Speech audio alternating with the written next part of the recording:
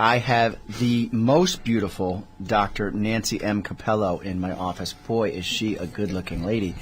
And quite intelligent with a PhD from UConn. So she's a Husky.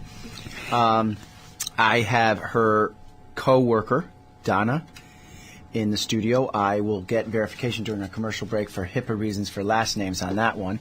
But our in-house guest today is Are You Dense? And as you know, we have a serious problem with the mammographies not necessarily showing if you have dense breast tissue. So I'm going to have Dr. Cappello discussing that at length. One of the reasons that this show is going to be aired today is due to the fact that October is upcoming Breast Cancer Awareness Month. I am proudly wearing my pink tie. So now we are going to introduce this very intelligent lady to my left. Nancy, you really just have to champion this, and I will interject some stuff throughout, and we will go on from there. Great. Thanks for having me, Michael. Pleasure. Honestly, we've been waiting patiently all summer to get you, so it's quite exciting. Well, I love WATR.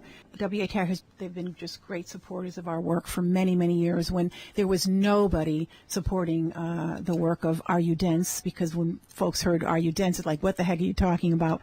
So here's my quick story, Michael. I never missed a mammogram appointment. I ate healthy, exercised daily. I started having my mammogram. I had a baseline between 35 and 40 and had my mammogram every year since I was 40.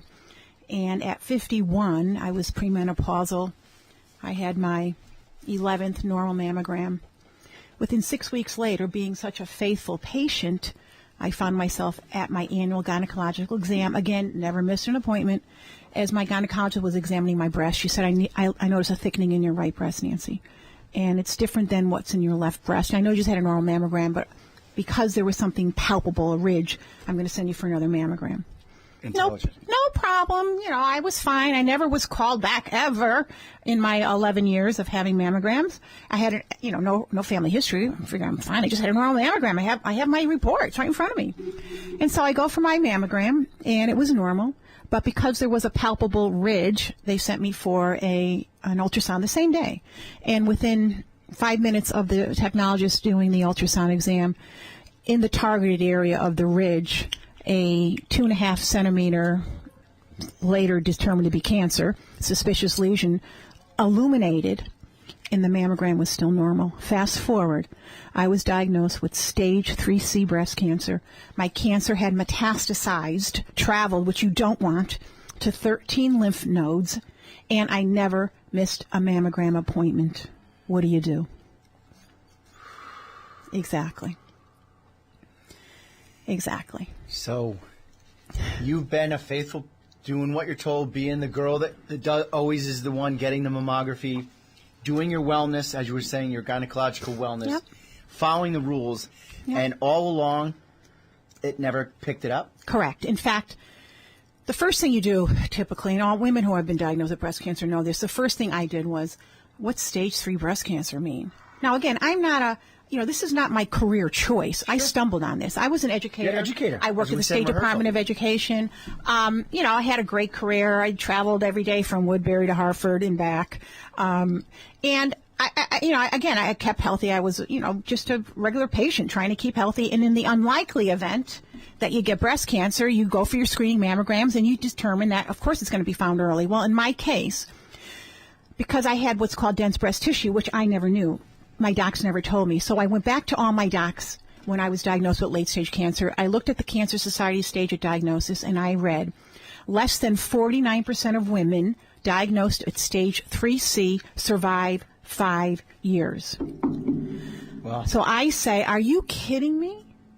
I'm going to die from this disease, and I never missed an appointment. I don't understand this.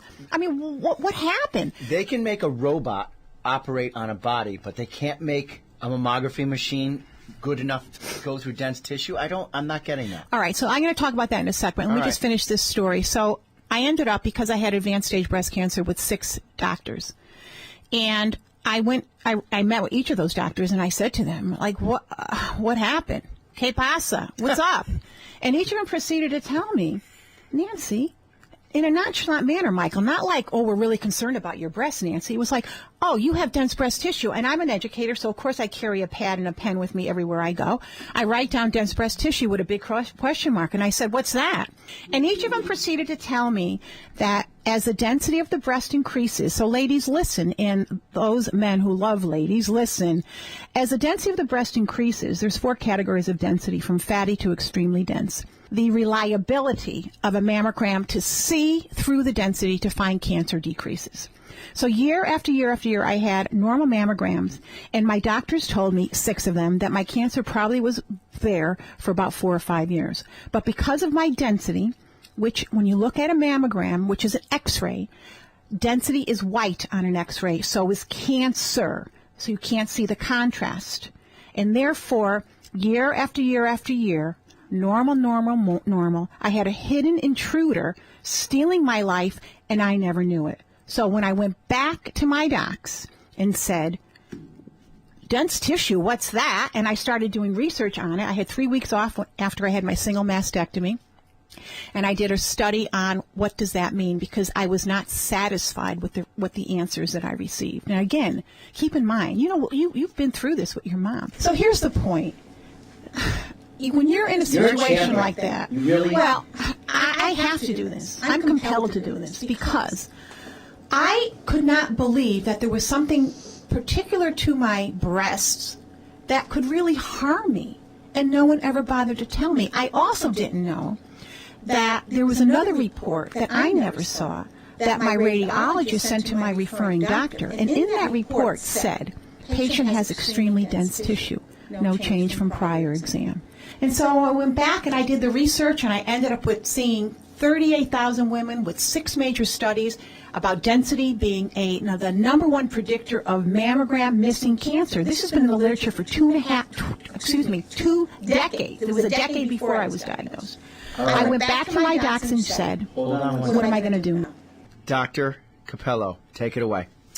Okay, so a team of docs, 6 of them, I said, well, shouldn't I have known about this dense breast tissue? Why are you telling me now? And each of them said, well, no, we don't tell women that, even though it was in a report that women never saw. And so what do you do with that, Michael? I mean, it's a family disease, as you know. When a person has it in the family, the entire family is just devastated. It's grief-stricken.